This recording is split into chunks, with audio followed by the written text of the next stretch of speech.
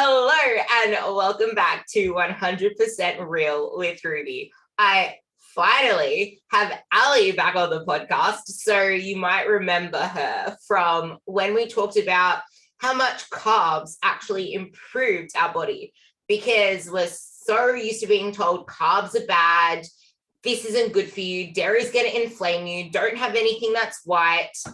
Yet so many people are following all of this advice and they still look like shit, just to put it out there. And they're cutting out major amounts of calories, thinking the faster they cut out their food, the faster the weight's going to drop off. But that's something that Ali used to do all the time, and kind of something I used to do all the time. And we both kind of invested in the same coach who probably, I know he did for you as well as he did for me, spent quite a few weeks back and forth trying to get us to actually follow the goddamn plan and to eat all of our carbs and to actually just put them up. But we were so scared of seeing the scale go up. Like, this was years ago. Like, we have come so far, and this is exactly why I have Ali on the podcast, because we are both in the best shape that we've ever been. We're maintaining it. And aside from right now when Ali's dieting for a photo shoot, we're maintaining it on crazy amounts of food. We're getting stronger than ever in the gym. And even though we're not doing crazy crash diets and we're not doing huffy puffy reps in the gym and we're not doing skip rope between our sets, we have not put our weight back on. And this is a thing that we want to spread the message to out there, because something that she says and something that she repeats over and over again is that you need to put in the hard work, but you need to put it into the right places, not focusing on dumb shit. And before and afters, they take a very, very long time, and no one can accept that. And this is pretty much how I want you to introduce the podcast, because before and afters are harmful. They intoxicate the industry, because like, even I can fall victim, not for myself, but as a coach, saying, look at all these before and afters. Like, I need to get more before and afters like that. Like, that was something that I could have easily fallen victim to. And I can imagine that a lot of young coaches, I should say a lot of young trainers, that is why they put out these challenges. This is why they do these drastic, unsustainable methods to get these before and afters to get more clients in. But they don't give a shit what happens after that. And to be quite frank, neither do the clients coming to them. So you can't really blame the trainer themselves, because we go to them saying, we just want this result. We don't care how we get there. We just want this result. And it's easy to do dumb shit for a short period of time, but it's hard to do the right shit to actually last you a lifetime, because we don't want to think in 3 years. Every time I mention, do you think about yourself in 3 years' time? I get the rebuttal, yeah, but what about the people that do 5-week boot camps? What about the people that do 12-week challenges? What about the people that get on stage? They do it fast. I want to be like them. Says a person hardly eating, working their ass off, and doesn't know the importance of recovery. So I'm going to lead this over to Ali, let her talk about her little history with everything in the past and how we should really just stop using coaches just for weight loss. Thank you, Ruby, for having me back on. And yes, this is such a big topic, especially now with the new year coming, because, you know, weight loss is such top of mind for so many people that they feel they've been struggling with the same 5 to 10 pounds, and it's the same 5 to 10 pounds they've been losing over and over. And they may gain, I should say kilos. It's the same kilos that they're gaining and losing over and over. And you had mentioned that we had, you know, been maintaining our weight. And it's funny because, you know, for those who don't know, I had to move my wedding 4 times over COVID, which resulted in about a 2-year prep for my wedding. So obviously I wasn't dieting that entire time, but it seemed like I was prepping for something. And my wedding was this past August. Now I'm doing a photo shoot in January. And so I've actually had a few people say to me, well, when are you going to stop dieting? Haven't you stopped dieting? And I'm like, actually, we took 8 weeks off. I gained almost 5 kilos, but because it was in a way that is intelligent, I did not blow up. So therefore, I did not look overly bloated. I didn't look so heavy. If I show you pictures, you might be able to see a difference. But the weight that you gain when you increase calories coming out of a diet is mostly water, mostly glycogen, which is the storage form of carbohydrates. It's not really body fat. So, yes, the scale might have gone up almost 5 kilos. I did a DEXA scan. My body fat was pretty much maybe 0.5 more, which is nothing. So, for me, now I'm back to 60 kilos. I'm the leanest I've been because we're going to go a little bit further than we did for the wedding because I did not want to be miserable the week of my wedding. As you guys know, when you diet very hard, you're not the best person to be around and you're cranky and all that. But I'll tell you what, I said to my coach, Luke, the other day, I said, I actually still feel pretty good. And this is the lowest that we've gone with calories, cycling it around. And the thing is, our clients don't necessarily want to look like us. And they don't need to do what you and I would do to get to a certain level of lean. What they have to do is actually a lot easier. But I think most people think they have to deprive themselves of all joy in life. And I'll tell you, most of my clients, I ask them initially, what does your goal mean to you? Meaning, if you say, I want to get shredded, what does that mean? Because to me, veins on the abs means shredded. But to some of my new dads, it's like a 4-pack, maybe a 2-pack with their abs. You know, some of my female clients just want some visible abs. They all still drink alcohol moderately. They all eat foods that they enjoy. So they're able to live a life that this is a way that they can eat and live sustainably for the rest of their lives. It's not a short-term set diet that happens often in these challenges that you referenced, where it's a very strict diet, very low calorie, very miserable. And when they're done with it, like you said, what is the plan for after that? So before and after photos are great and impressive when it's like a year after. I am not impressed by 3-week before and afters. I'm not impressed by 2-month before and afters. I want to see the after.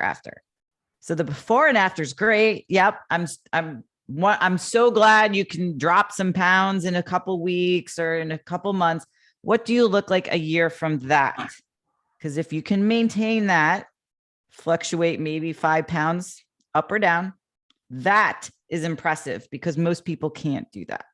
I actually love how you ended on the part about fluctuating up and down, because ever since hearing PJ say something actually, which is someone that we both know from online, but it's that when you're maintaining something after you've done any type of fat loss phase, you're not maintaining the same weight. There is no such thing as maintaining the lowest weight you got to, because you got to that weight obviously cutting your calories. And as Ali said at the start of this podcast, as soon as you start to eat more, you're going to have more food in your system, which food has weight. You're going to have more water in your system. You're going to be training harder. And when you train harder and your muscles tear up and repair, they're going to be holding more water. They're going to be holding more carbs. And it's actually a good thing when they hold more carbs, because that means your body can tolerate more carbs. It can use more carbs as energy. But you didn't do what you did just now. Like, it wasn't, hey, Luke, I'm coming to you right now. I want to get thick skin lean. Like, no one even wants to get thick skin lean to start with. It's like, you think you want to get to this level of leanness, which is something I wanted to say too, because you think you want to get to what we have. Well, it's different with me because I'm not unsustainable like Ali right now. I'm not dieting for comp prep. I'm living life and I'm on like 2,700 calories. She's on like lettuce and ice. Joking. But she's pretty much on nothing. And like, she's doing this through the holiday season. And actually, this is something really important. I'm going to say this again. She's doing this through being around all these monster cakes, being around fudge, being around ice cream, being around all her favorite food. And she freaking loves Oreos, and there's Oreo cake everywhere. Like, she's able to say no to that stuff. She wouldn't have if this was her 5 years ago when she started this journey. And I'll say that again, 5 years ago, not 12 weeks, not 10 weeks. And it's like, you might think you want what Ali has. I'm going to just use her because she's unsustainable right now. You might think you want what Ali has, but as soon as you know what it takes to get there, you're not going to want it anymore. And if you wanted what I had when I was doing my comp prep, say goodbye to your husband, you can give him the boot. Say goodbye to your kids, you're not going to have time to look after them.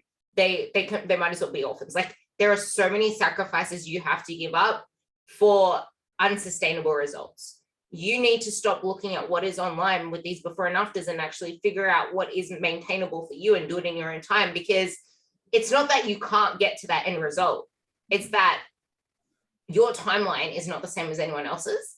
And unless you actually put in the work in the middle ground, it's almost like when someone wins a lottery, like you don't know how to actually, it's better with, I can relate it to like business coaches when they get, well, not business coaches, but like coaches when they get like influencers online, when they go from like 100 followers to like 100,000 followers overnight. It's like they don't know how to tolerate all of this influx of like comments on their photos, trying to deal with all this stuff.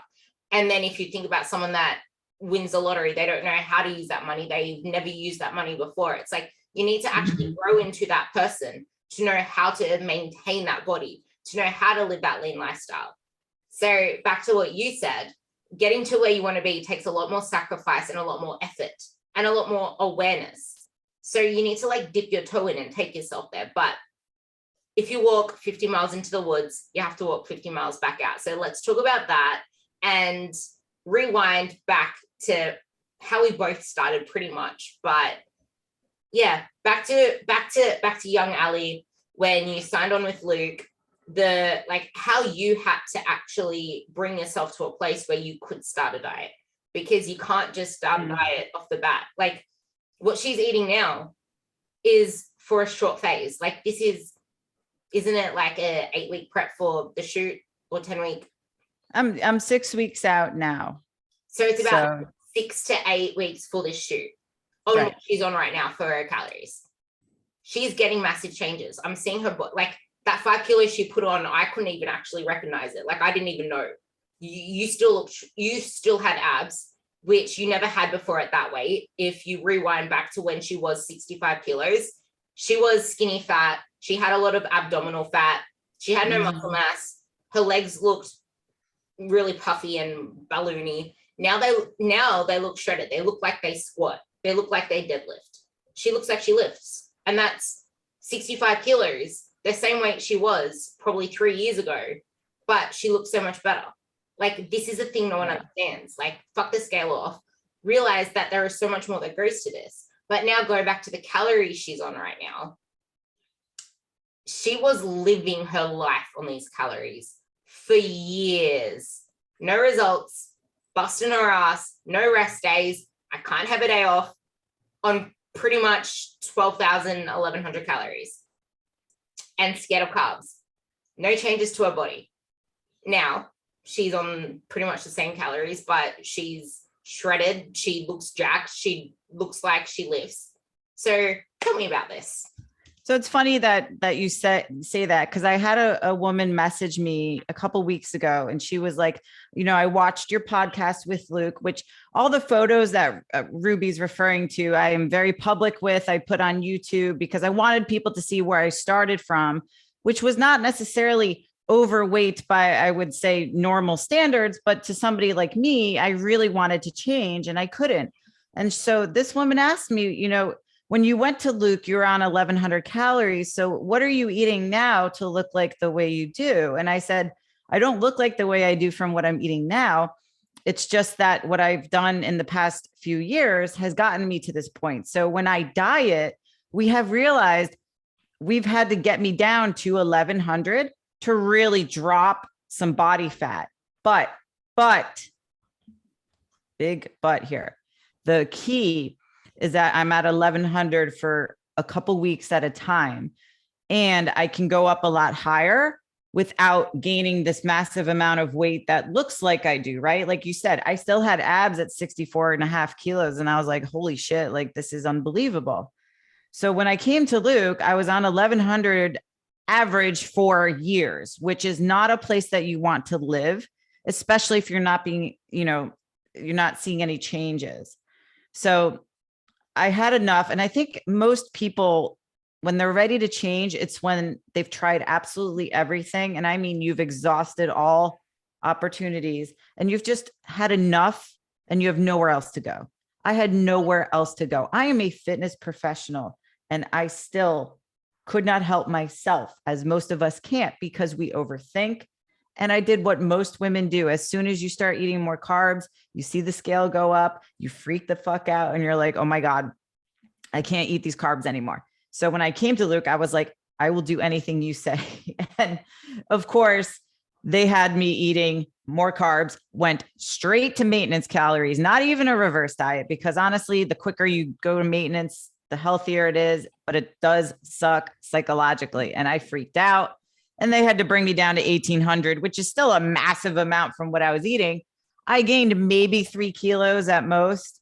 And you have to go through that period of discomfort to get your body safe and ready to be able to drop weight again. Because I'll tell you what, whenever we go into a deficit now, comes off just like that. It takes me about 3 weeks to really see crazy changes versus 3 years trying to see changes. And it's a patience thing. But I think what happens is that obviously marketing is a huge driver of false success. People see before and after photos, they see The Biggest Loser, which I think was probably one of the worst things to happen is that show, because people were such in a deep deficit, exercising 8 hours a day, which is nothing anyone needs to do or should do. And if you go and look at most of those contestants, they've gained all the weight back plus more, which is what tends to happen with these quick transformations. And so people will maybe lose 10 kilos, but then they'll gain 12 back over the course of a year. And they're like, oh, I have to do this transformation again, or I have to go back on keto because that worked for me. But it actually didn't work if it wasn't a sustainable way of living and eating for you. So understanding that and understanding what somebody's goal is, the proof is really in the communication. And I'm very upfront with clients who want to look a certain way. I tell them, okay, it's going to take exactly this long. Are you prepared for that? It's not going to be quick. And if you're looking for a rapid transformation, I'm not your girl. I can direct you to other people that are a lot cheaper, that can get you there a lot quicker, but you'll only come back. They appreciate the honesty. They appreciate the reality. And most people who come to me have tried this multiple times to where they're like, I just want to feel good. I want to look good, but I understand that my health is huge right now. I've got little kids, or I'm going to be a dad, or I don't want to die, those types of things. So I think understanding where the client's coming from, understanding what their goals are, and then providing them everything up front from a communication perspective, it's going to be very, very beneficial for them, because then they'll understand the journey. There's no surprises and everybody's open with each other. I think this is one thing that you and I, well, obviously, I mean, we have the same mentor, mate, but this is something that isn't attractive to a lot of people. Like I would get on a call with someone and actually say to them, you need to stop chasing this number on the scale. It is doing more harm than good. You need to stop chasing all these things that you hate about, well, actually running away from all these things you hate about yourself, because doing that isn't going to make you enjoy the process. And it's funny how you just said, oh, I gained 3 kilos at most. Yeah, that's talking in retrospect. In the moment, she freaked the fuck out. She messaged the shit out of Luke and said, I'm gaining weight. So I like, put yourself back into those shoes, because I feel like that's where a lot of people are still stuck. That's like, we're going into a new year now, and this podcast is going to be a very special podcast. Obviously, you're listening to it released right before the new year, but a lot of you people are just thinking about how much you regret a lot of choices you've made going into the new year, how you're probably still the same as last year. But I said this in one of my posts, the post where I was talking about the 6-week challenge I have coming up. We have a few more weeks, a couple more weeks until the new year. We have a whole year, 365 days plus 2 weeks until 2023. What you do in the next 365 days is going to determine how you feel at the end of next year, reflecting on the year. Are you still going to be in the same situation as you're in today? Because if you are, that's on you. That's on you and your choices you make. That's on you trying to repeat the same shit that obviously isn't working for you. If it's not working for you, why do you keep doing it? Ali, why did you keep doing it? Because you did not change. You did not change a single thing. Like I was there too, but I want you to put yourself back into those shoes because your body was not safe. And people do not understand the importance of the body being safe.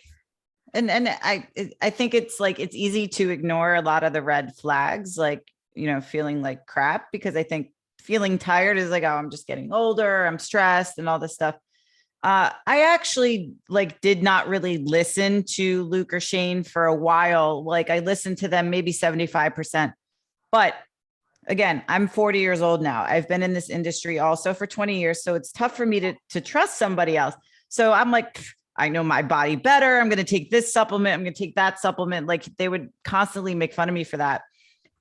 Granted, I like that type of banter. So the fact that Luke and I get along very well is because he can yell at me like that and call me out and I don't get offended. Maybe it's because I grew up near New York City, whatever. I train mostly guys because I can talk to them very honestly and, you know, curtly like that. So I know one thing that many females are afraid of, that I was afraid of, that still will creep up in my mind sometimes, is that you feel like if you do gain weight, it's never going to come off and you're going to keep it forever and it's going to stay there forever, never, never, never. And it's never going to leave. That comes from our failed attempts at trying to keep off weight that we lost in an unsustainable manner. So obviously it's going to come back on rapidly. And again, not necessarily in the form of body fat, but a lot of water, a lot of glycogen. However, if we're not eating enough to support the strength training, to build the muscle, to develop that quote toned look that most people covet, then yeah, of course you're going to fear that you're going to never drop the weight because you're not adding muscle tissue. You're going to add body fat if you keep abusing yourself with these yo-yo type of transformations. And I understand the mentality and the fear surrounding the weight never coming off, because I totally thought I was this complete outlier who, you know, having breast implants and having a parasite and all these unique things made me completely different from having the inability to drop body fat. Now I got rid of the parasite. I got my breast implants out. I still had to do the work in order to achieve fat loss. It's a lot easier now. If I put weight on, it'll come right back off. And you know how I know that? Because I've been through it multiple times and I trusted my coach. I would watch the scale go up. And I even had days, Ruby, where I was like, God damn, the scale went down today. I wanted it to keep going up and maintain up because I knew the more I got my calories up, the easier the weight loss will be in the future. It's the hardest thing to tell yourself that. It is the hardest thing. And trust me, ladies who are listening to this, I have been there. I get it. This shit does not come easy to us, even though we live and breathe and do this every day. In fact, because we live and breathe and do this every day is why I have a coach, because I can't look at myself objectively to see what is outside. I'm too in my head. So I had to trust somebody, put my head down and listen to everything that they did, because that is what you have to do, is just listen to your coach and trust the expert that you hired for a reason, because we need to know if you binge, we have to know there's a way to handle it. If you're not eating the calories, we have to know there's a way to handle it. But I'll tell you this, if you hit your calories and chronometer consistently, the process goes a lot quicker and it's a lot easier to make changes. And then you see stuff happen a lot more consistently versus this, I'm going to go under my calories. I'm going to stay slightly under because that's better. No, we set those numbers for a reason. We want you to hit them for a reason, because eventually you're going to realize that eating more calories does not equate to body fat. We forget when we step on the scale, if it goes up, sometimes that means muscle. And guess what? If you gain muscle, when you go into a diet, it looks toned. It looks chiseled. You drop body fat. We got to stop thinking that the scale going up is only body fat. It's so many things. If you're dehydrated, it can be that. If you didn't poop, it can be that.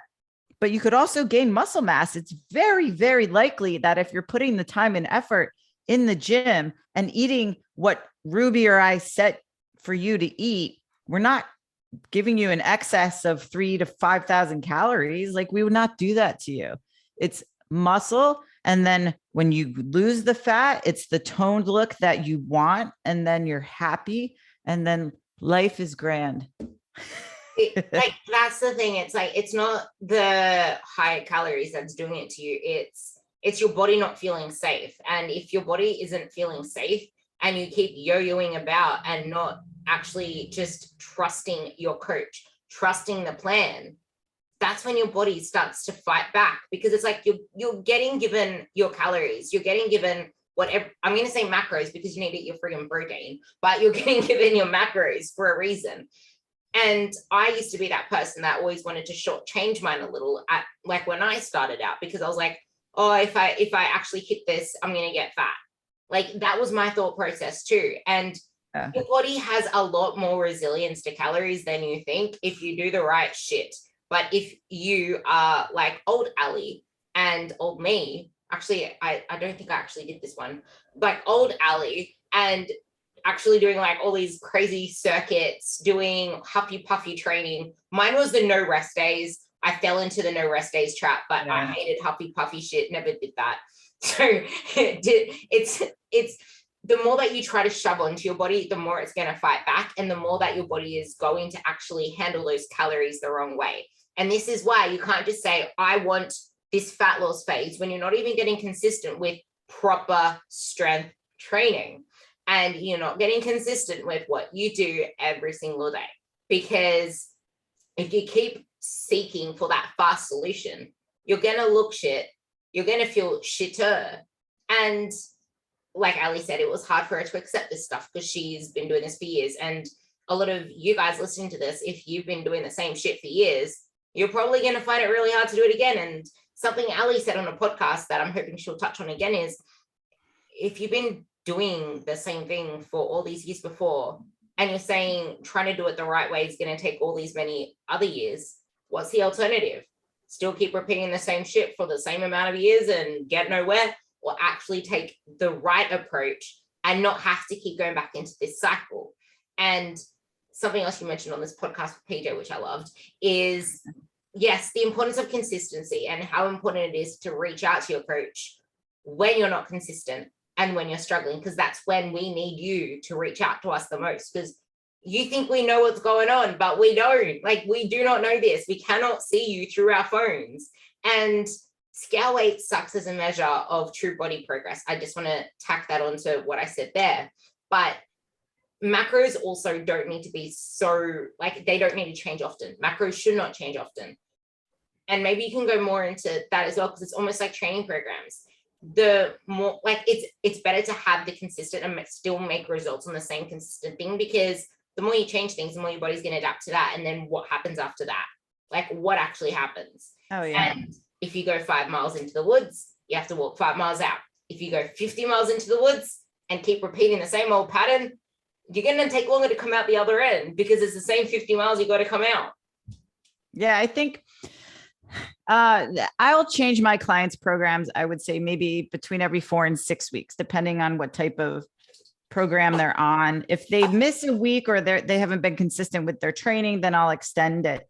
I do have clients who have been with me for maybe 2 years where their macros have not changed yet, specifically because they have not hit them consistently. I keep telling them, until you can hit your numbers, then that will warrant any type of change. And hey, I was like that too. I was just like, I know better, whatever. It honestly does work. Like, when you hit the numbers, then that's when the changes happen. And what might be useful for some of the listeners is that a lot of people who get into coaching with someone don't don't realize that it is a long-term project, so to speak. So I know it's sexy to sell 3 weeks, you can drop this, 6 weeks, you can drop this. And I'm over here like, hey, like come join me for a year. You'll see, some amazing changes. I would say give yourself at least a year. I think, my friend PJ Street and I both agreed on that. Like, you know what, it minimal, it takes a year to see effective change. Because not only does it take a few months for us as coaches to get to know your physiology, your habits, your behaviors, how your body responds, but it takes a while for the training to take effect, to see the changes over time. And the more consistent you are, the quicker we will understand how your body works. And then the quicker you'll see changes. But if somebody's not consistent from the start, it makes it a lot more difficult. So a lot of things that my clients have adopted is it's kind of like an identity shift in a way, right? Because they're not like us. They're not fitness lifestyle people. And so if you think about, you go to a foreign country and you don't know anything about the lifestyle, you really have to adapt. So putting ourselves in our client's shoes is very important. It's like, if you go and walk and learn jujitsu or something, you've never learned jujitsu, it's a massive learning curve. So I'm going to do that next year because I have a lot of jujitsu clients. I want to learn what they're going through. So it's learning what our clients are going through, because we can think, all right, when we started, we felt this way. So in our mind, like when we travel or go out to dinner, we know how to find the right types of food, but our clients don't know that. So I have clients who are so proud of themselves because when they travel, they seek out like the protein options in the airport or the protein options, as snacks, which is a huge change from how they used to live. They would just eat whatever is on the menu. People don't know that you could actually be a royal pain in the ass and say, hey, I'm allergic to butter, even if you're not, even if it makes absolutely no sense. Just say like, I'm allergic to butter. Can you please give this to me steamed? Can I get this sauce on the side? Can I get double vegetables? A lot of people don't know you could actually modify the menu and order that way. And it's totally okay. And I tell people that all the time. When you're going out to dinner, they're going to put more oil on things. Log a tablespoon of oil just to account for what they cook with. Oh, yeah, because then that makes sense. So you don't go over your fat. If you're traveling, you don't really have access to the foods that you like or your stuff at home. So I don't know over there, but in the US, we've got grocery delivery services. If you're going to do, I think you guys call it takeaway or Uber Eats or something like that, you can choose healthy options. You can get chicken breasts with vegetables from restaurants. And again, same thing. It might be cooked in oil, but just log an extra tablespoon of olive oil or two to account for what they're doing. Make sure you're prioritizing to eat protein every time you eat. Don't become victim to what seminars are providing. Don't think, oh, I'll just eat whatever the conference has. Get used to bringing protein bars or bringing protein powders. I bring an entire jug of protein when I travel, when I'm dieting, because I cannot rely on the options, even in the US, everywhere. And I will live on protein for 4 or 5 days and it's okay. You won't die. You'll actually feel better because you're going to save money. Number one. Number two, you're going to feel like you did good, and feeling like you accomplished something or that you're staying on your numbers helps to catapult you forward and make more progress, because you don't have that, I failed, therefore I'm just going to go out for drinks and dessert with everybody because I'm already failing anyway, so I might as well keep going. It's kind of like that cheat meal mentality. You know what I mean? See, that part right there, everything you just said there, I'm just like, people listening to this are going to be like, yeah, well, fuck that, because that's not living my life. I'm going to miss out on everything. FOMO this, FOMO that. And it's like, for starters, you can't learn this stuff. You can't learn what you need to do if you're not going to ask the coach for help yourself. Like I said at the beginning, you need to stop using coaches just for weight loss, because we do a lot more than weight loss. Weight loss is like 5% of what we do, because right. You cannot lose weight if your body is not safe. One, you cannot lose weight if you're not consistent with the basics. Two, I really want to get into the importance of lifting and muscle in this, and also how our physiology is so different, just to like tie everything that we just said together, because it is so important to realize your body's makeup, your hormones, all of that stuff is really important to take into consideration to just getting a cookie cutter that does not know your unique blueprint. Now, back to what Ali was saying. A lot of people are going to go back to saying FOMO, or they might be like scared of getting judged by other people at the conferences and all this other bullshit. And it's just like, but PJ said this too. Not every meal needs to be a celebration. Like, it's not about having, like, it's not about missing out. It's about knowing that food is always there.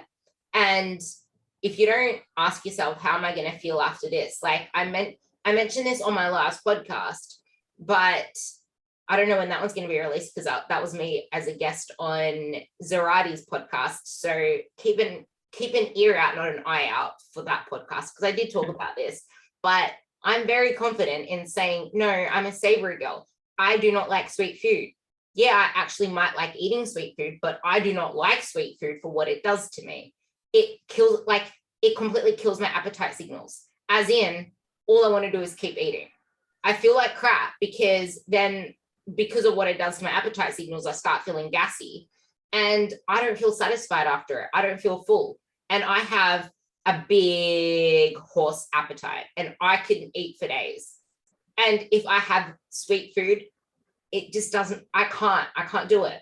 And then if I go out and I'm not eating something that makes me feel good, or I have something that I know is not going to be so beneficial to me mentally as well as physically, I actually don't even know what it feels like because I haven't done it for so long. But I do remember that when I used to do that, I used to feel oily, greasy. I used to feel sluggish the next day. I couldn't perform well in the gym. And I just remember that feeling so well that I just don't do it anymore. And if you do not know how good you can feel, how are you ever going to actually like strive for that? You need to keep doing some good shit continuously and actually celebrating the wins, which we don't do enough, to actually get this chain of, hey, this actually makes me feel good. I want to do this more often because now I can think clearer. Now I'm a better mom. Now I can actually learn better, have better mental clarity. I can actually perform more in the gym. But people don't realize the importance of lifting and muscle in this, because your body is going to fight you and it's not going to let you lose any fat no matter what you do until your body feels safe. But also, most people are under muscled. I can say that to the cows come home.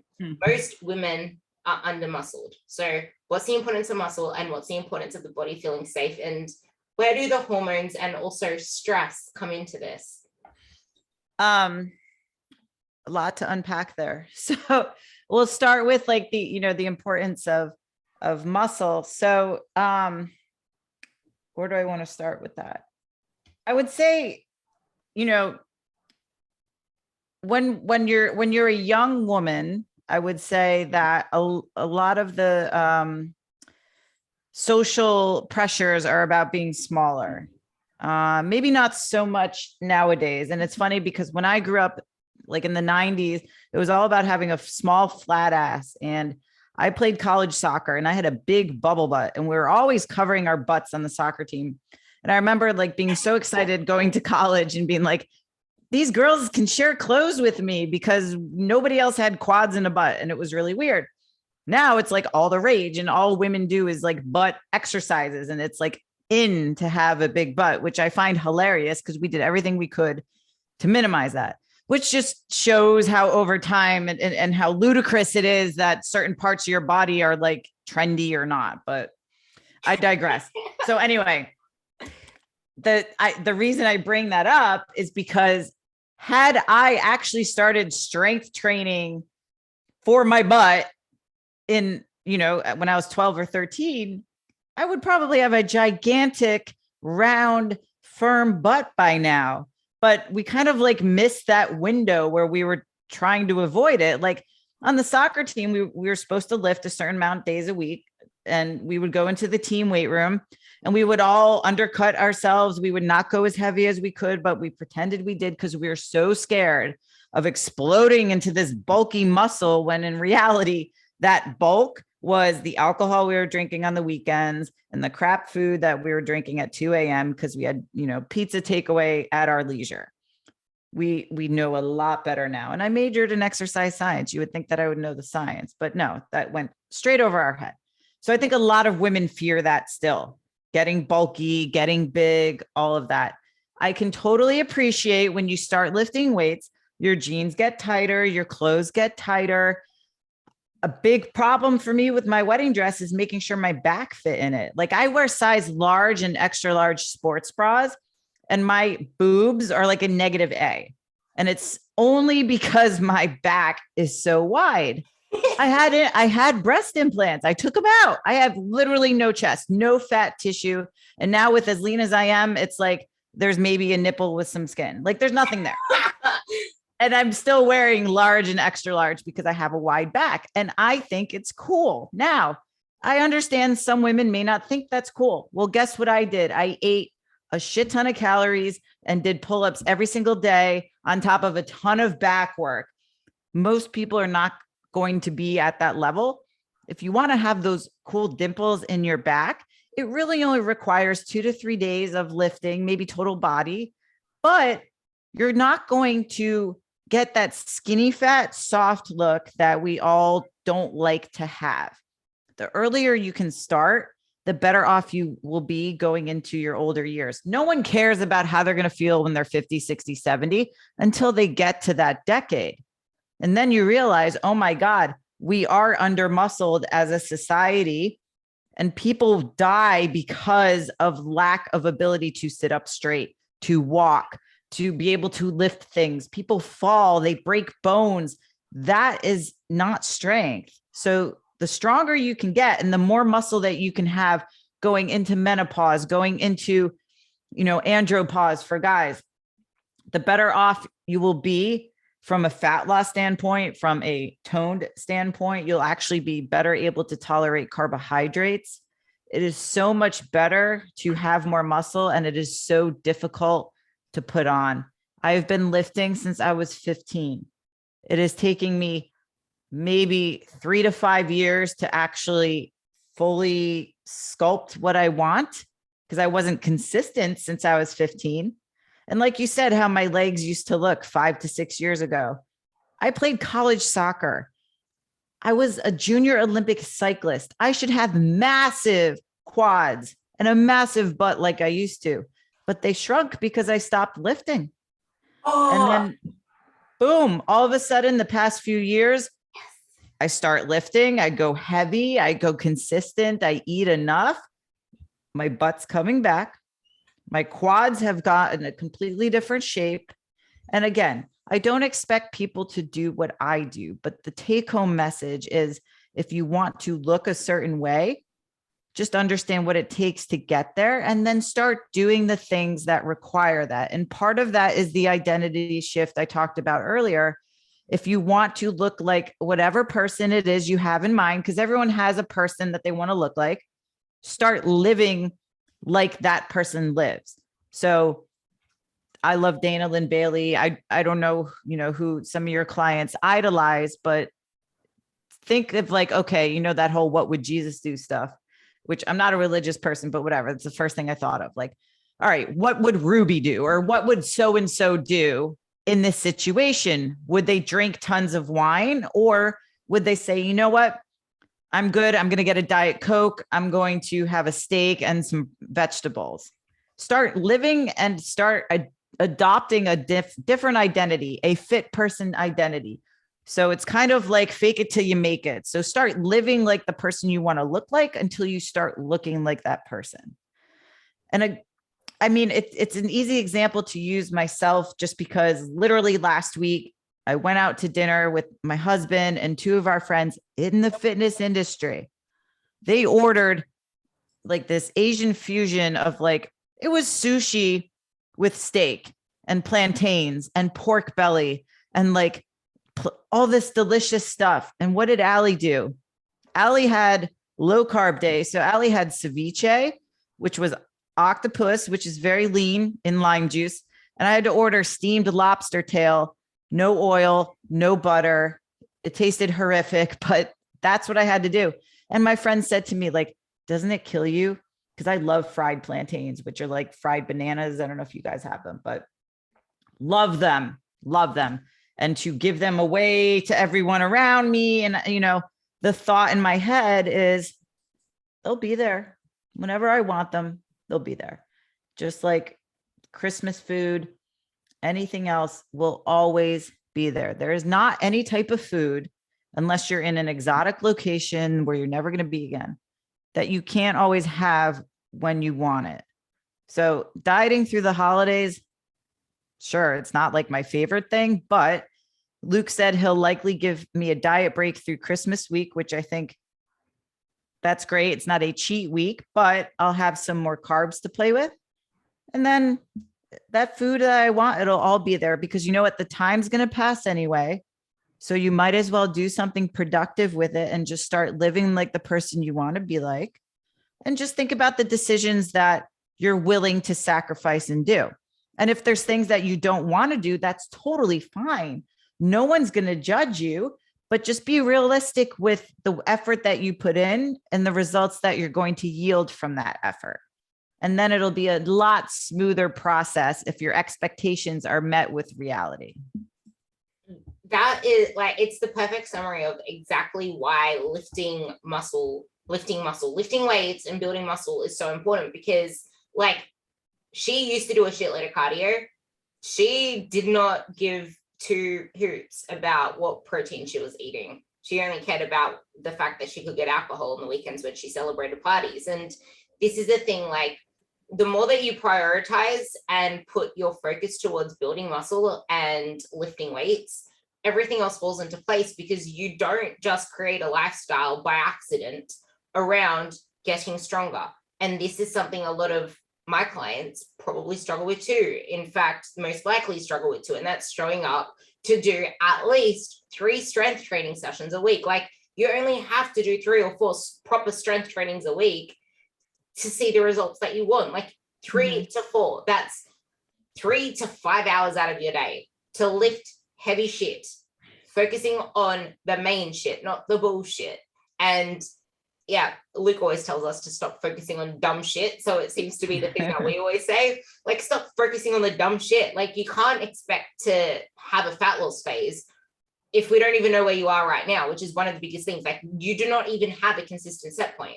Like even if you think you're being consistent with food, what about the weekends? What about your strength training? Like you can't say that strength training and building muscle is not a part of your consistency, because the process is not all about food. It's about building muscle.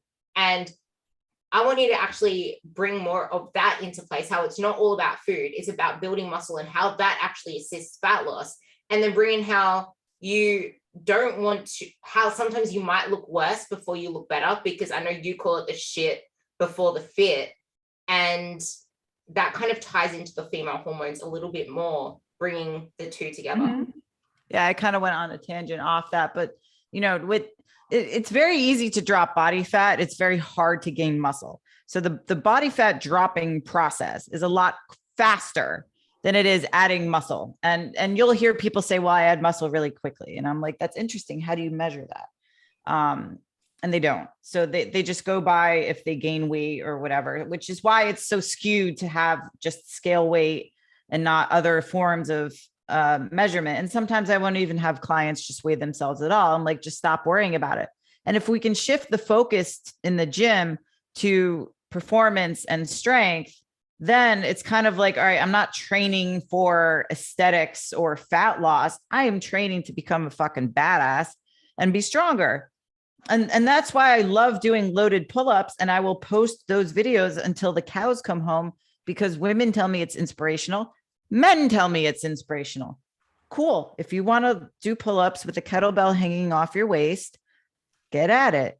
I'm not training for fat loss when that stuff happens, because guess what? Fat loss is a byproduct of you improving your performance in the gym. So what does that mean?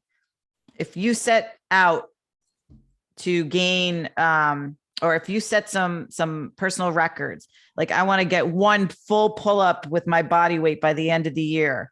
Awesome. Go after that. If you want to have, a body weight front squat, if you want to do stuff like that, that's more likely to get you the results that you're after, versus saying, well, I got to train really hard for 45 minutes in order to drop body fat, because that's not really how it works. You kind of need to have a combination of huffy puffy exercise, like you said, and strength training that requires 3 to 5 minutes of rest in between, because that shit is really cool. And nothing is more empowering than when you go up in reps or go up in weight or go up in whatever because you're achieving a personal record. That is really cool. And honestly, like, I don't really train for aesthetic stuff as much as I diet for it. Like, people respond to diets for fat loss. Not everyone responds to exercise, but you can always get stronger. You can always lift more. It's just going to take a little bit longer. So start to find what you enjoy. I actually had a new client ask me the other day, and he doesn't love strength training, but he said, how do I get to love working out? And he's a golf professional. And I said, so what do you tell people when they say, how do I get to love golf? Because golf is really frustrating to learn. And if you're an athlete and you learn to play golf and you can't hit a ball that does not move, it's really demoralizing at first. And I said, what do you tell people? And he's like, well, I try to figure out why they don't enjoy it and then ways that we can work on that. I said, all right, why don't you enjoy working out? It's really hard. And I said, that's an honest answer. It is really hard. What part of it do you enjoy? And he's like, oh, I don't mind riding the bike and, doing maybe a half hour of like some body weight exercises to start, because body weight exercises, although not easy, it's a little bit easier than doing dumbbells and stuff. I said, okay, start with what you enjoy. And I used to get mad at people, or not mad, but I used to, I guess, poke fun at like people who only did Zumba and Peloton and whatever. They enjoy it. And I'm like, that's great. I'm glad you enjoy it. Let's sprinkle in some strength training now, because it might not be the most fun to you right now, but it's going to give you the biggest benefit in the long term.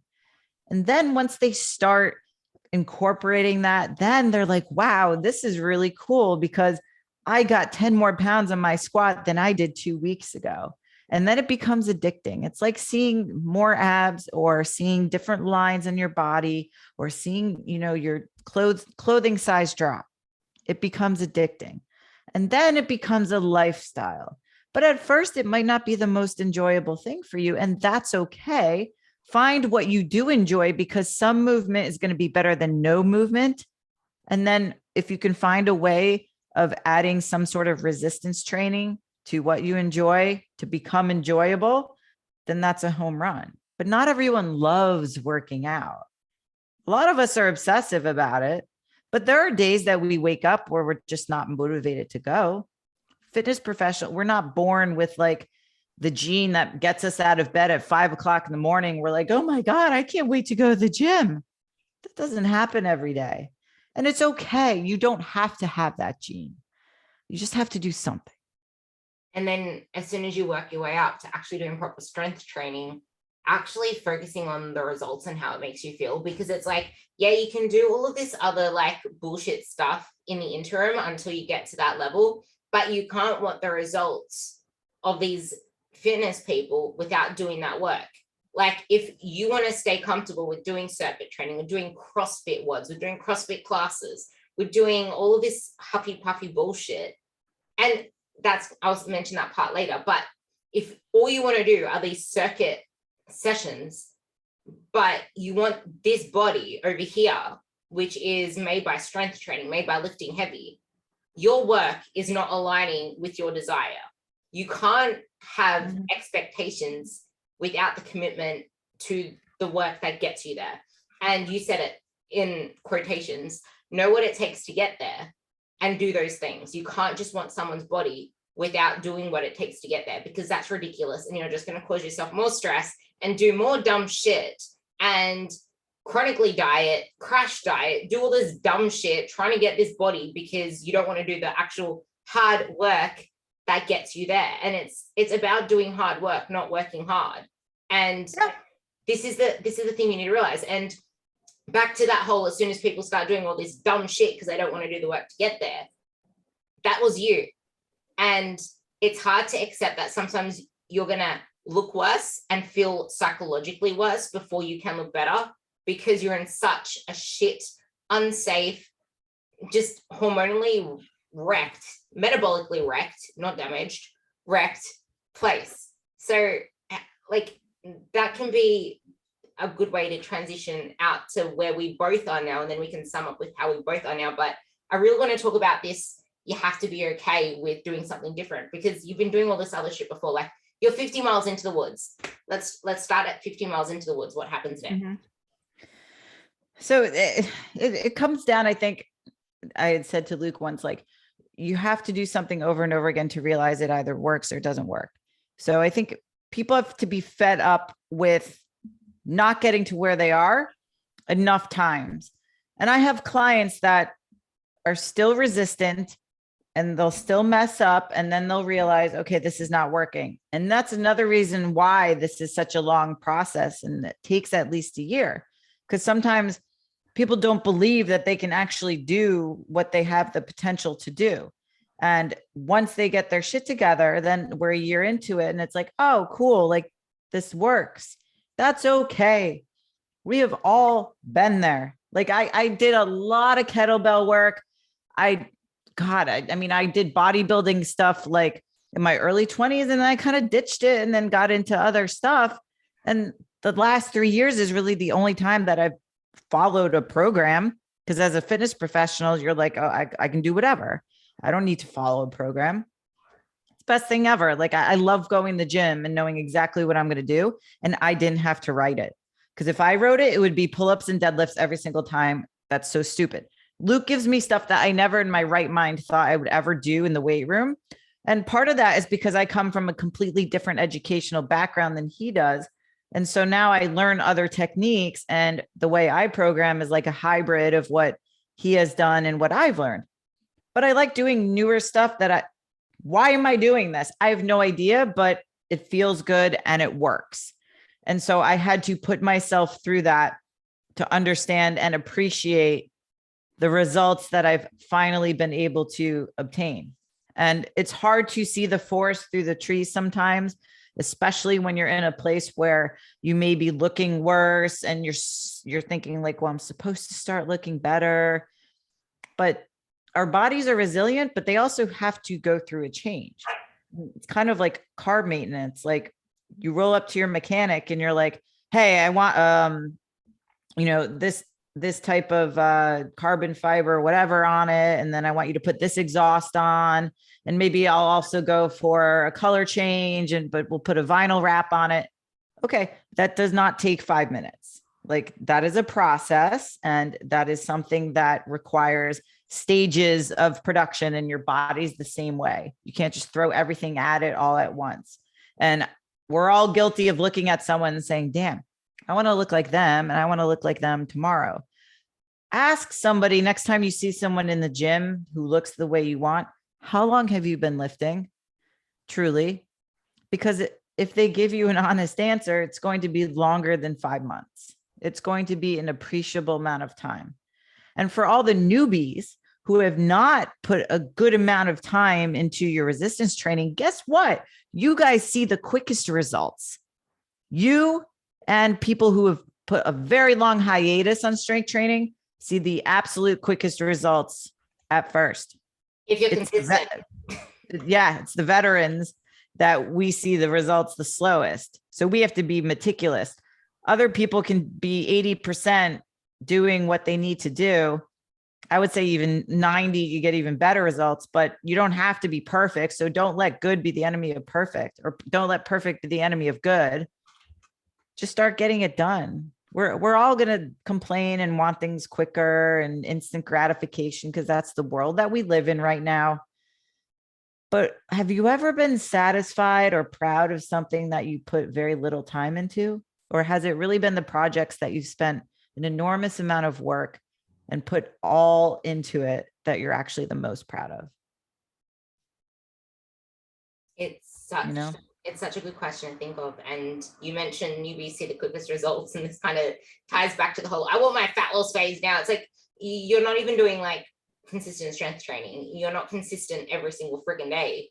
Stop focusing on dumb shit and focus on what you need to do every single day. Show up to your strength sessions, and you don't need to put labels on shit. Like, stop putting labels on things you need to do, because you don't even like, that's why we are here as coaches.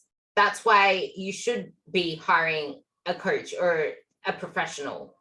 Like, yeah, it's a luxury, but it's one that's going to save you a lot of money down the line, instead of trying all these dumb fads and bullshit and then implicating your health and then spending it on all this other healthcare later on. Like, a coach is probably the best investment that you can ever make into your future to actually save you more money, to save you life. Like, literally, it's saving you life. It's saving you stress. It's saving you worry. It's saving you body hate.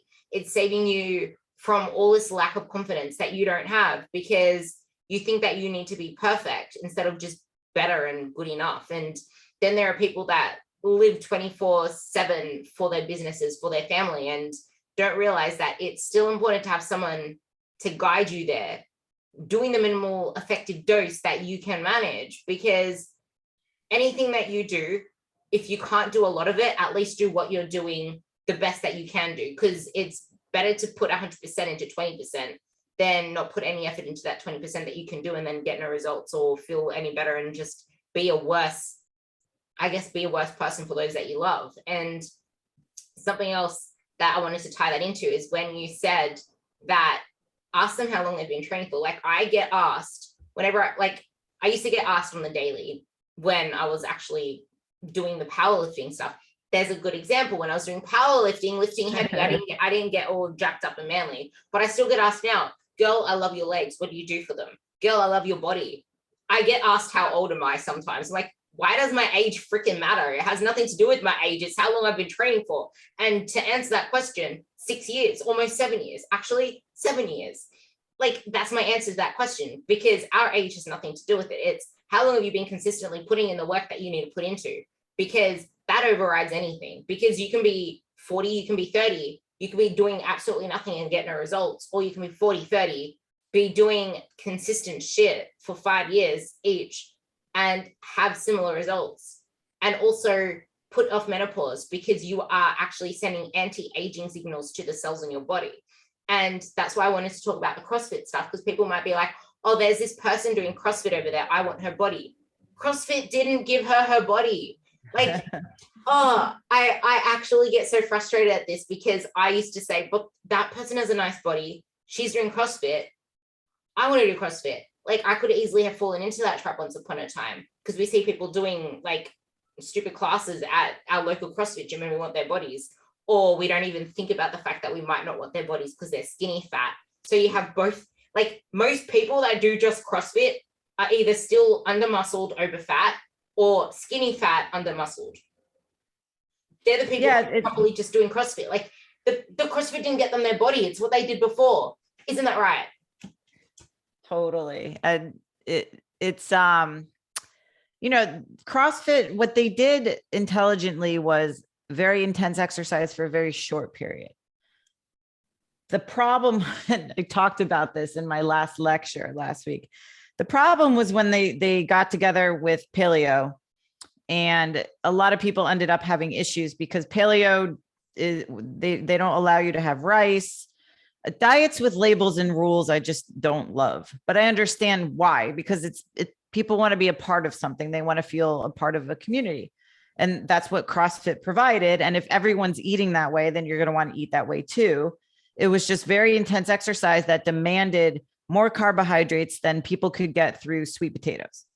And so looking that way may happen initially, your body may change, but again, you still have to eat a certain way to maintain that. And these people were likely athletes. They did a lot of other, different things before they started CrossFit, because CrossFit was only, I think 2009, 2010, it started to become popular over here. And so, it's easy to look at somebody and be like, man, I want to look like that. Think about why people look a certain way. So there's a famous slide of a marathoner against a sprinter. And we used to use this slide and say, well, you don't want to look like the guy on the left, who's the marathoner, because he's really skinny. You want to look like the guy on the right, who is more jacked and a sprinter and all that. And we would say, well, you have to do HIIT training in order to look like that. Don't do steady state or aerobics. Okay, we've completely shifted. The pendulum has swung. We're now looking at the other way. And, we're demonizing cardio still. And now people are starting to embrace it a little bit more and realizing you kind of need a mix of everything. But people will say, well, I want to have a cute runner's body, so I'm going to start running. And I say, well, that's great. I'm a big fan of doing things you enjoy, as I mentioned before. But people look cute and small when they run because they're built for that sport. I am 5'3". I played basketball in high school. I did not get any taller. Just because you're built a certain way does not mean you can completely reverse your genetics and look a different way. So people are good at sprinting because they're built for sprinting. People are good at powerlifting because they're built for powerlifting. Same with swimming, same with basketball, and same with marathon running. They are built for that sport. You cannot change your anthropometry completely by just saying, well, I'm going to start running so I can look like that. That's not what they look like that. They look like that because they were mostly born like that. But yes, playing a certain sport can push your muscle fibers to look a certain way, but it's not 100% guaranteed. And it's not going to happen when you're 30 years old. It's not going to happen midlife. So understanding the application and how you train and what you're good at is what you should pursue. That's going to take you places. And yeah, you may end up looking completely different for you. That's the thing. It's you for you. Else. Yeah. Stop comparing yourself to other people. Because you mentioned something about the marathon runner. You were a cyclist, but you still looked skinny fat. You were still under muscled and you weren't happy with your body. It's as soon as you start to focus on feeling stronger, getting stronger, being your best self, and then just embracing your wins and your progress along the way. And yeah, you might not like the work of it until you actually start to fall in love with the results that you're feeling as well as getting. And that shit doesn't happen overnight. We said it at the beginning, like it takes at least a year to feel it. And like we are both testaments to that.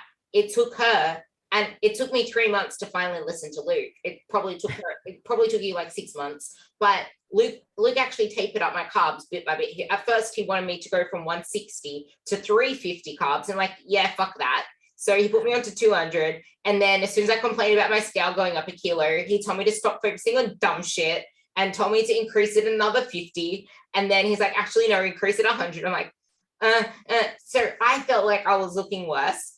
I thought I looked worse, but then I actually don't even know because I just used to send my progress photos, but then I compared them 6 months apart and I looked so much leaner. We spoke about this on our last podcast. Go and listen to that. Ali and I both got our carbs increased, got our food increased massively. We freaked out about the scale going up. We weighed about 3 kilos heavier after going up and down like a yo-yo for a bit because our body, like scale weight is not just friggin' fat, which is why I don't actually want any of my girls to use the scale. I actually say no scale because the more you focus on numbers, the less you're focusing on your internal signals and how you feel. And if you have a coach, that's their job. They're giving you the shit to do. You just need to be consistent with it. And when you're not, reach out to them because they give you a plan because they expect an intended result. And as long as you are doing the stuff, then you're going to get the result that they expect. If you're not, then that's what you need to report to them. If you're feeling shit, that's what you need to report to them because the scale is not a successful barometer of anything. You're stressed. You guys should change it to pounds because I make my clients change it to kilos because they're not going to do the math. And so it doesn't mess with their head as much. I remember Luke had me do that and I'm like, I'm not going to freaking do the math. I still don't do the math. I think the pounds would freak people out more because the pounds move up a lot more. It's just like, I want to 5 pounds. But I know for people to be like, I'm up 400 grams. Like they don't know what that means. See, it works better in the reverse. But I want to sum it up talking about where we both are now. Ali before her diet, because we don't want to talk about this little unsustainable phase, because it's the fact that she was at 60. she's at 64.5 kilos as her average, eating a ton more food, a ton more carbs, training her ass off. And I don't remember, actually, I'll tell you a quick story because I don't think you know about it, but I'm now maintaining. I have not tried to, I never really wanted to lose weight at all, really. I just wanted to go from I'm not comfortable around, I think that the scale usually reads 61, but I'm not comfortable usually when the scale's above 61. I actually haven't weighed myself since this time last week because I'm doing weekly measures now because I don't really give a shit about the scale. If I remember to weigh myself, because I forgot today.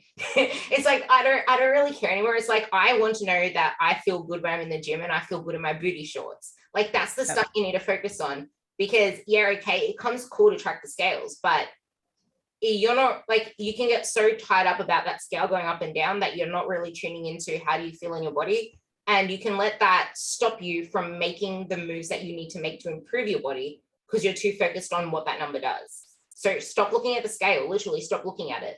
It's why I did, but I was only doing it because I'm keeping one of my friends accountable. So we both usually do a weekly weigh-in together because but back to what I was saying. The last time I did a cut was when I wanted to do my marathon race. It's actually really funny when you say, what are you doing right now? I love your legs. I got that compliment all the time when I was running. What do you do for your leg training? I'm like, funny you say that. I'm training 3 times a week, probably like 2 leg exercises on each of those. They're heavy as shit because that's all I do in the week, but I hardly train my legs, to be honest. Oh, how do you have legs like that? Mate, it is not what I'm doing now. It's what I've been doing the years before. And I get that compliment all the time. It's like, it's not what I'm doing right now, because right now I'm injured. So I'm doing full body training. So it's still the same shit. But I got my best results when I was doing legs 3 times a week or twice a week and smashing the shit out of them and having 2 to 3 full recovery days, which a lot of people don't take. It's like, stop wondering what people are eating now, what people are training now, because that's not how, like, if that's not how they got there. Just like Ali said, like it's not the 1200 that's got her the body that she has now. It's what she's done before. It's not the 2000 and whatever it was before you started this little phase. That is why you have the body you have now. It's all the work you did before. It's dealing with looking worse before you started to look better. Same with me. Like, I've never been able to maintain 2,700 calories just like that. And I don't really have an intention to diet again. I don't want to diet again. I just want to not get fat per se, because I don't want to diet again. I love food. I'm focusing on performance. And once you get to a place where you're focusing on performance, loving everything that you do and just improving, you don't really want to diet again, because no one wants to do that tough shit. And we think we want to do all this tough shit because we hate where we are right now. But like we said, if you do shit the right way, you don't have to keep repeating the same stuff that you hate doing, because there's no way that you enjoy going on a yo-yo, hating all the choices that you need to make, hating all the sacrifices you need to make. Yes, you still need to make sacrifices, but you enjoy making them because you know how it makes you feel. And yeah, there are still some days where I might eat, like if I have too much dairy one day, I hate myself because my gut doesn't shut up. It just like, that's why I have, and then I keep forgetting to take my lactase tablets. So it gets worse. Like there's some times where I have too much of something I know is not good for me, AKA dairy, and my tummy gives me grief. And it could be anything, but you can make it, food doesn't need to be boring. Make it work for you and something that you keep consistent. But people get bored. They want entertainment. Or can I change this exercise? Can I change this meal? It's like, you can change it. It doesn't need to change into a whole new friggin' recipe. Just change. That made me laugh. I was thinking about that today because right now I have 2 different workouts, but I lift 4 days a week. So I repeat the workouts twice.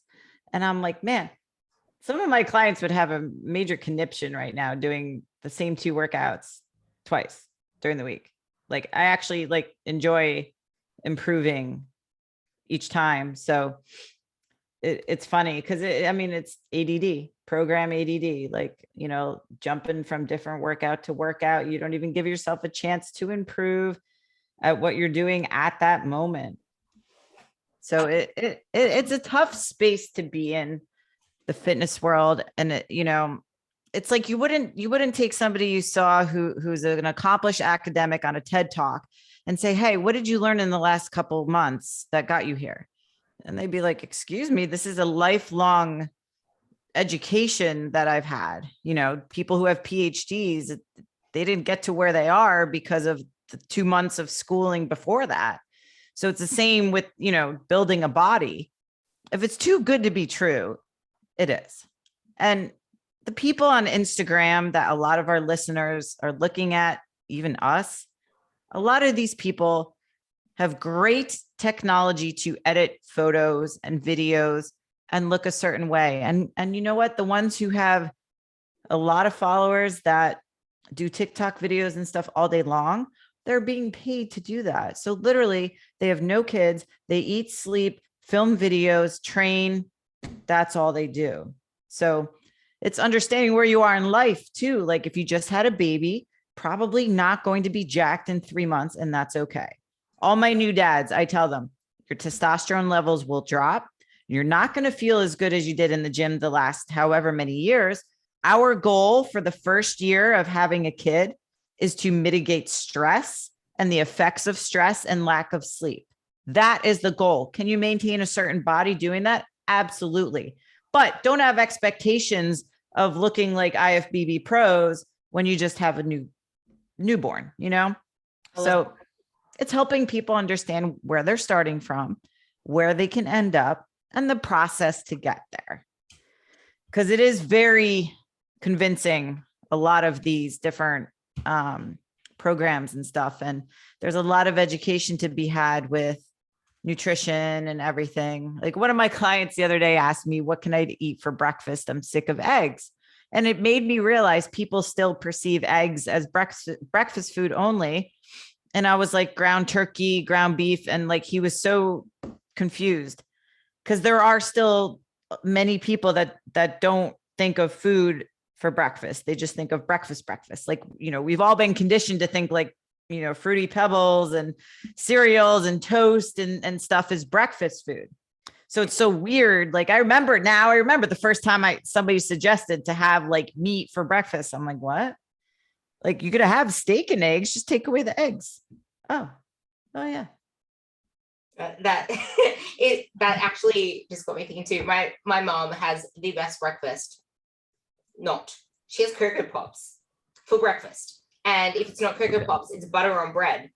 Mom, you don't need enough protein. Yeah, I had baked beans on my bread. Okay, cool. You had like the tiniest amount of baked beans on your bread. Most of the time, all you have is jam on your bread. I don't see the protein there. Like people don't like her thing is Cocoa Pops. She eats Cocoa Pops all the time. She actually used to think there's protein in fruit. Like you because she eats fruit all day. But it's like there are just the most simple steps that you need to realize before you actually like the whole point of me saying that is that you need to realize you need to graduate at levels, know where you are starting from and the process it takes to get there and manage your expectations. But I think the best way to sum all of this up is don't just think that focusing on your food, tracking your food, doing the workouts, having a coach, getting a coach is all about weight loss. Because if that is all you have a coach for, if that is all you're doing everything you do for, you're never, ever, ever, ever, ever, I'm saying it in certainty, going to see the body that you want. Because that is 5% of the picture. Literally 5%. Because your body will not do what not only your mind isn't ready for, but your physiology, aka the health status, the blood status, the hormonal status, the metabolic status. If that isn't in the right place, your body isn't doing anything. And if your mind isn't in the right place, you're never going to make it out the door. And, you know, I'll encourage people, totally had a brain fart as to what I was actually going to say. Why does that happen? Because it's Friday night here, Allie. Totally escaped me. How would you sum all of that up? The managing expectations and realizing that fat loss is only 5% of the whole picture. Oh, now I know what I was going to say. It's a lot of people will find themselves saying, well, I know what to do. I just have to do it. And I'll say, totally understand.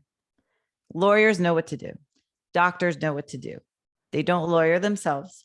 They don't doctor themselves. They hire experts. That's why I have a coach. That's why you have a coach, because we believe in the product of coaching. So even if we know what to do, more so than our clients, and we have, hired somebody, it's because you need somebody to take you through that process and objectively view that. So don't be afraid and let go of your pride. We all know what to do. And it actually might be way more simple than you think it is, like you said, because a lot of our clients don't understand how food works. Most trainers don't really understand. Like Nutella is a nut butter, not really, like it has fat, but a lot of sugar. It's really just understanding how to navigate your lifestyle so that you can have pleasure in life and eat a certain way.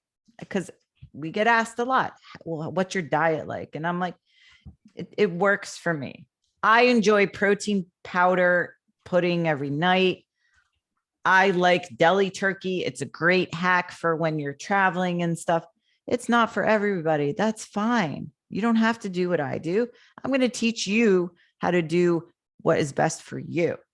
And then this is something people can do for the rest of their lives. And it has no name. It has no rules. It has no label. It's just what works for them. And then we can help teach you how to navigate when you go out to dinner, because you're always going to have people who think what you do is weird. I will leave people with that. You're always going to have that peer pressure. You're always going to have people say like, oh, you can have one drink. You can have one of these. You know what? I totally can. But what it does for me mentally is more, I feel like I failed if I give in.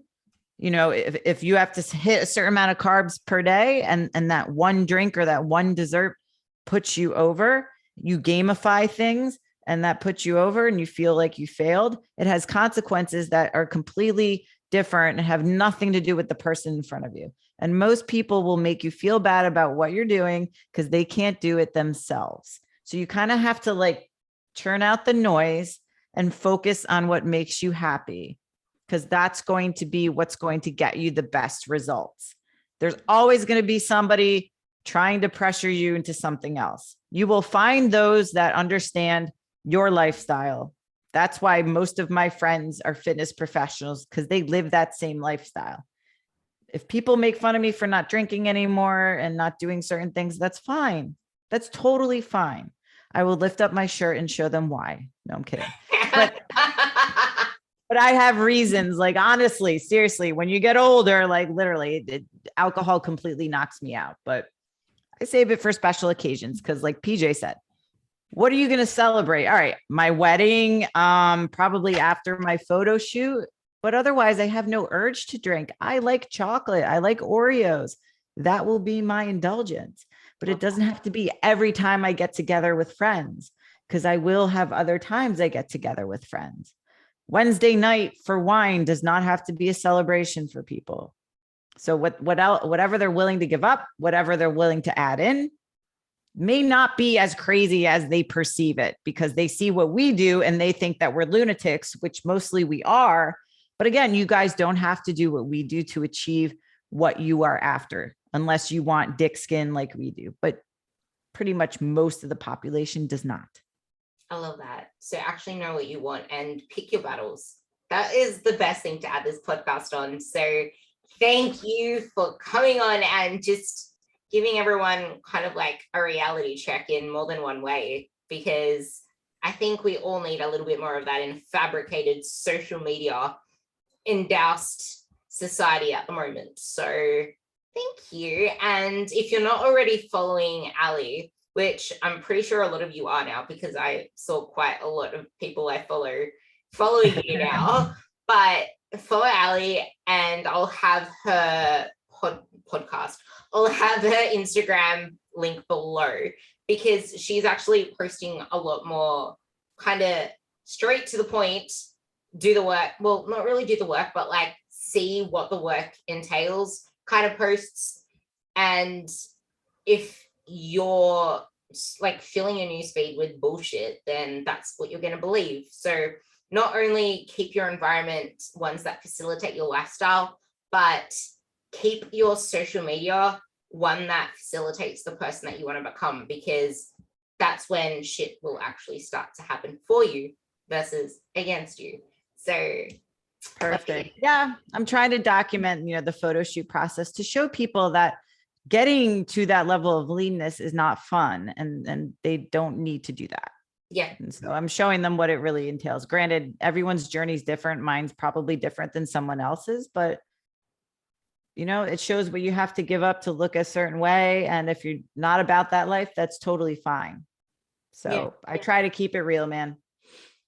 More people need to keep it real. So thank you for having me. I loved our chat. And if you haven't already clicked subscribe, I highly recommend it, because there's a lot more knowledge bombs coming your way these days. So thank you for listening.